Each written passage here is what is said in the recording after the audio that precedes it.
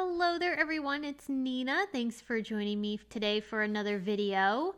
Today I'm going to be showcasing the Simon Says Stamp March 2025 card kit called Tweet Friend, and this kit is perfect for thinking of spring. Because it's snowy and cold here, I am really excited to make some spring themed cards. So I'm going to be using many of the kit contents today to do so. And throughout all three cards that I'll be sharing today, all of them will feature an embossing folder technique. So 3 different ways to use the embossing folder in the kit along with all of the other products that are included. So we're going to start first by creating this card here where I created a beautiful scene on top of an embossed background, which allowed me to get some really nice texture and something interesting behind the birds. So the birds are super cute. They're from the new Tweet Friend stamp set, which is part of the kit. This stamp set is 6x8 and has lots of great images that you can use to build your own custom scenes. There are cute little cherry blossom branches, lots of different birds, a bird bath, and also a mailbox. I'm going to be using the mailbox today. And then there are also coordinating dies available for this stamp set. They are not part of the kit, so they are an add-on purchase. You'll have to get them separately from the kit. However, if you're a kit subscriber, you can choose to have the dies added to your kit order if you get that order in before the cutoff time, which I believe is the 16th of the month. So this is a really great set to be able to have coordinating dies for because it cuts out all the images and also the greetings. Okay, so I'm going to show you, I stamped these images onto some Hammermill white cardstock because I was going to Copic color them, but I did Copic color these images off screen because there was a lot to color and I want to showcase to you all 3 cards that I made today. In an effort to try to keep the video a little bit shorter, I did skip the coloring, but I just used Intense Black ink from Simon Says Stamp on the Hammermill white cardstock to stamp these images. And there's also some really fun little heart stamps that are in this set, which you can use to fill in the little heart that is on the mailbox. I think that is super cute, and you can also use the other hearts to add to the side of the mailbox. I didn't use them to add to the side. However, I did use some pink ink so that I could stamp that cute little heart and fill it in on the mailbox flag. So once I was done coloring all of my images, I brought in the coordinating dies. And I'm going to use some very, very low tack tape from Simon Says Stamp to hold them in place. I'm going to cut all of these at once, so I want to make sure that my dies don't shift as I run them through my die cut machine. The dies are really detailed, and even for something like the cherry blossom branch, the dies cut out in between the branches, so that way you can see your background through the entire image. Okay, so I have all of my pieces cut. I'm going to set them aside, and I'm also going to die cut this beautiful bubblegum cardstock from the kit with one of the Pretty Bows dies that is also in the kit. You get this entire set of bow dies, which are so cute for adding little details to your cards or your stamped images. These bows fit really nicely on top of the mailbox and also the bird bath. I'm going to cut 2 of them because I wasn't sure which one I wanted to use for my card project. But these bows are super intricately detailed. I actually illustrated them for Simon Says Stamp, and I wanted to make sure that they were dainty but cute and a good size for not just images on your cards, but also for using as an embellishment too, which I'll show you later on in the video. Okay, so taking the Drifting Flowers embossing folder from the kit, I ran that through my die cut machine with some white cardstock, and I've chosen 3 different shades of ink here so that I can ink blend this. I want to create a little bit of texture and interest behind my stamped images as I build my scene. So by having the embossing as my backdrop, that's going to give the look of some flowers floating through the sky. I'm going to enhance that with my stamped images, but it's going to fill in the background and give me something really cute to frame up my images. So I'm using those 3 shades of ink to color this background. I love how the raised areas catch some of that ink so that you get some darker tones. I really, really love that. I'm using large blending brushes to help me fill in that background. And then I'm going to take some foam squares to pop my elements up on top of my card. I'm going to frame up the mailbox with these little cherry blossoms, and I'm not exactly positive on the final placement of these, so I'm going to just gently lay them down onto my card before I fully commit. Once I'm happy with them, then I can press them down fully. But if I just lay them there, then I can kind of shift and move things around until I'm pleased with the layout. I'm using foam squares for all of the elements, but some of them I did use 2 layers of foam squares. That little bird image actually is a separate stamp as well. You can have him in the mailbox or you can have him separately, but he is the exact same size as the one in the mailbox, so you could layer him up, which I did. So that makes him look more dimensional. And then this bird has 2 layers of foam tape so that she's a bit more dimensional as she's flying above the cherry blossoms. I'm trimming off any excess that's hanging off the sides, but don't throw those little pieces out because some of them are great for using as fill-in around your scene. So I took the little leaves that were cut off from my stamped cherry blossoms, and I'm just going to glue them around the edges of my card. They already have a nice flush cut, so all I have to do is pop a little glue on there and adhere them to the background. And so that just adds a little bit of extra detail around the edges, and it creates a little bit of depth too, which fills in your scene nicely. I'm using my reverse tweezers to help me line these images up and get them placed exactly where I want them. And then to create that effect of flowers floating through the air, I did add those cherry blossoms down, cascading from the branches. Here's where I'm bringing in my cute little pretty bow die cut from that bubblegum glitter paper, which is brand new. I'm going to glue that along the post of the mailbox. And then I also dropped in a few of these bubblegum embellishments. These are Dazzling Gems from Simon Says Stamp. These aren't part of the kit, but I brought these in from my stash, and I love how this soft pink worked beautifully to create a bit of sparkle. I was kind of trying to get the effect of cherry blossoms falling from the tree, and I thought that the gems would kind of simulate that and add a little sparkle. So I'm going to take some C cardstock from Rainbow Splash. It's a pretty blue color that I thought matched nicely with the birds. I'm stamping the sentiment hugs from the stamp set with embossing ink, and then I used white embossing powder to sprinkle over top. I'll set that so that I would get that really nice, beautiful greeting. The detail of this font is so cute. It's whimsical and fun.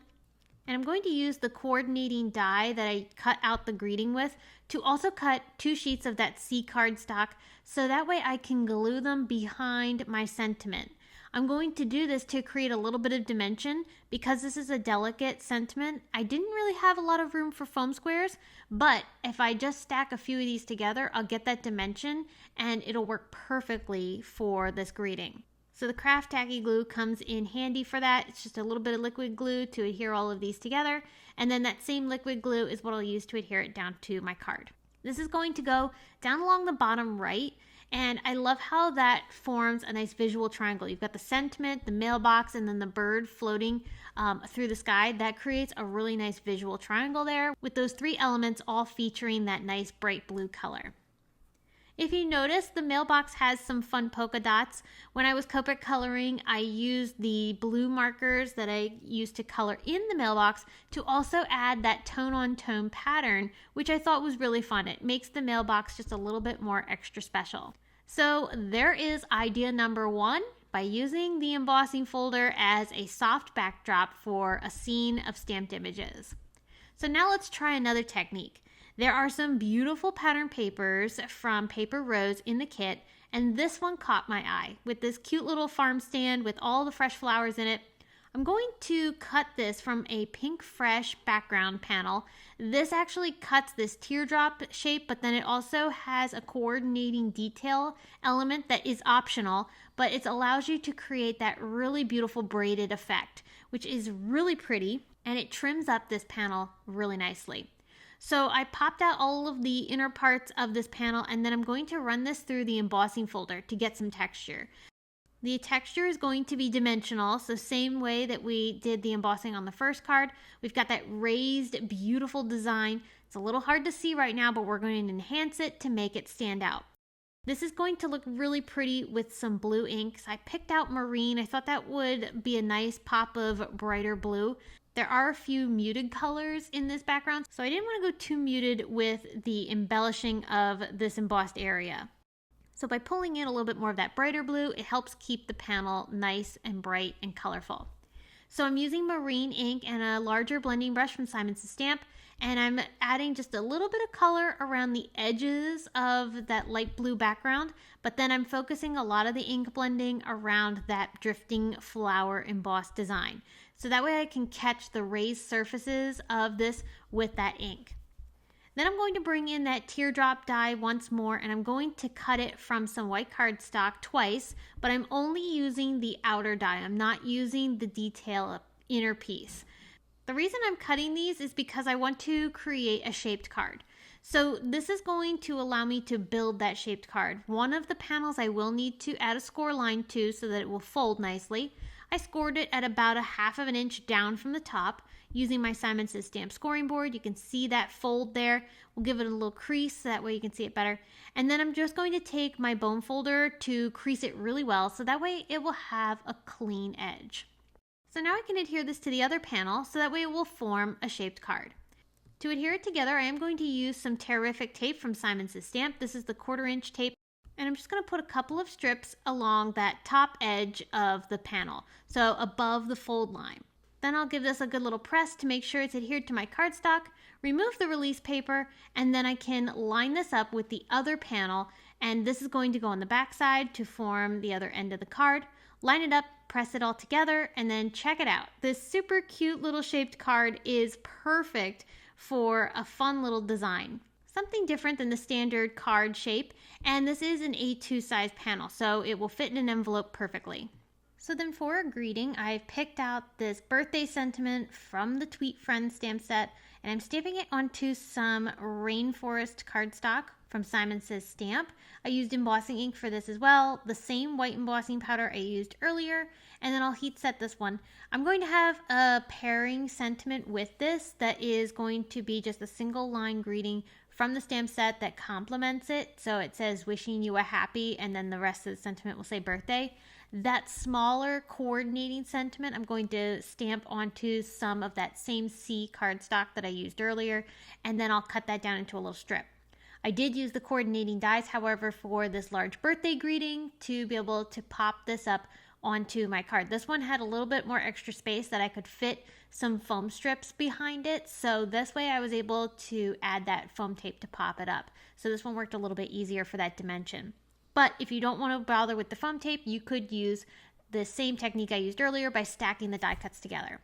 Here's that little small coordinating greeting that I'm putting along the top. I just glued that down with some liquid glue. And then to embellish this card, I'm going to use some of the new silver cording from Simon Says Stamp. This is the metallic silver, and it's really pretty. It's very thin, so it gives you a very delicate little embellishment that you can wrap around your card project. You can tie embellishments to, all sorts of things you can use this for. It also is great ornament string. But I'm going to tie this into a simple little bow around the bottom of my card, and I'll use my scissors to just trim off any excess to clean it up a little bit. This is also a really low bulk bow, so it will mail really nicely. So I have this tied around the front panel of my card, so this does not impact it from opening and closing. So I love how this stands. It's such a cute little design. Finally, I'm going to bring in some dazzling gems. This time I'm using the surf color. This bright blue is perfect for adding that little bit of an accent and matches nicely with the marine color of ink that I used for the ink blending. So this forms a little trail, which looks really visually pleasing as it comes down from that top right corner down across to the flowers. It draws your eye across the card. So that's going to complete idea number 2, which is embossing onto pattern paper, which is such a fun technique. I have done embossing on pattern paper so many times. I have loved the results every time I've done it. I'll link to another video at the top right corner of this screen so that you can see another idea using embossing folders with pattern paper. So the next idea that I'm going to share is quite a bit different from these two cards, and it's one of those, it's going to look worse before it gets better kind of thing, but trust me, you're going to love the results in the end. So there are some Confections metallic cardstock in the kit from Tim Holtz. You get 4 sheets, 4 different colors. You've got teal, purple, pink, and also green. So I'm going to die cut the teal sheet from a memory box die. This is the Scalloped Fringe, which is so pretty. I'm going to emboss this time, however, with the debossing technique, which is where we press the design into the paper instead of having it raised. So this is almost going to look like stamped metal. It looks really, really neat. And I'm going to enhance this with some paint and also foundry wax. So foundry wax is such a fun product. You got to shake it up before you use it. However, you can apply it to many different things. We're going to be applying it over top of our embossed design here, and I'm going to apply it with my finger. You could use a brush, but I wanted a very messy look here because I'm trying to create very random applications. So I'm just going to have some of it be a little bit more heavier than other spots. I will come back in and do this again to add additional layers. But what's really neat is that this foundry wax, it goes on wet and it does dry very quickly, so you do want to work fairly quickly. But once it has been applied, then you can take your heat tool and start setting it. Now, the interesting thing is that this metallic paper did react when there was foundry wax in thin applications. So it actually changed the color of the paper a little bit on those more thinly applied areas. However, any spots where the foundry wax was not touching the paper, it didn't change the color. So it stayed that teal shade, which was a rather interesting effect. So here I came in with more foundry wax, and I'm adding a little bit more of a heavier application. I'm going to heat set this again to make that foundry wax melt and create that beautiful gilded finish that looks so beautiful. And now I can bring in some paint. So I'm using some Salvage Patina Distress Paint, and this time I am going to bring in a brush, and I'm going to brush this on with a dry brush, so no wet.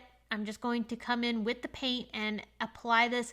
Some areas are going to be heavier than others, and what's really fun about distress paints is that they are semi-transparent, so any areas where it's a little bit thinner, you're going to see through it a little bit, so which means you'll see some of the metallic paper, you'll see some of that gold foundry wax, and because I'm impatient, I'm going to heat set my paint. You could let this air dry, it doesn't matter, but I wanted this completely dry so that way I could run it through my embossing folder one more time. So I'm going to take that folder and lock it into place. You can kind of feel it get stuck inside of the folder, and you know it's lined up in the place that it was originally. I'll run that through my die cut machine to press that design once more into now all of this paint and foundry wax, and it creates such a stunning finish. So like I said at the beginning, it looked really bad at first, but once it came together, it created such a unique effect. Now I'm going to bring in that pretty bow die set again, and I'm going to cut this one here that has this fun little double loop. I'm cutting this from gold metallic cardstock, and I also did free cut a little trim that I had just basically cut a sliver of that cardstock off, so that way that will look like it's wrapped around my panel. This panel is on an A2 card. It's made from some white cardstock. And then this little gold piece I'm just trimming up so that it's about the same size as that scallop background. There are some Tim Holtz type tags in the March kit, and I wanted to use this one here that says love is never wasted, but I wanted to make sure that the sentiment stood out a little bit more. So I'm going to take some white distress crayon and I'm going to rub that into the tag. Then using my finger, and I can always come back in with a little bit more crayon if I need to, but using my finger, I'm just kind of smushing that crayon into the tag, and that's going to fill in the letters, which will make them stand out. And then I'll use a paper towel to just buff off any of that crayon that's sitting on top of the flat areas, and that will give me such a cute little sentiment that I can stick on top of this card. The pewter color of the tag I thought looked really nice with the colors of this background, so I didn't bother coloring it with any sort of other metallics. I'm using a piece of red line tape on the backside to adhere this down on top of my card, and then I'm going to take that little bow and glue it to the very top of the tag to look like it's tied onto this project. It's so cute. That gold looks amazing with the foundry wax, and then all of that metallic shining through the paper is just gorgeous. But we've got that bright teal from the distress paint, and all of these products mixed together to create such a fun mixed media style card. I enjoyed making this one. It was a lot of fun to play around with those products to create such a unique effect. So then that was technique number 3, creating a mixed media debossed finished with paints and foundry wax and metallic cardstock. 3 completely different ideas. By the time you finish this video, all of these ideas are completely across the board, but they were an absolute blast to create with and created very different results. So I hope that 1, 2, or all 3 of these ideas were inspiring to you and that you'll try them out. You can do these exact same techniques with other products that you probably already have in your stash. But if you wanted to check out the March 2025 card kit, I do have links to that down in the video description below. Most of the products are available for individual purchase as well, so if you don't want the whole kit and you just want maybe the stamp set or the bow dies or the embossing folder, all of those items I also have linked as well. So I hope you enjoyed today's video. I hope you were inspired and will try some of these ideas out. Let me know in the comments which one is your favorite and which one's the one you're most excited to try. And I will be back very soon to share more with all of you. But until next time, I hope you have a very wonderful day.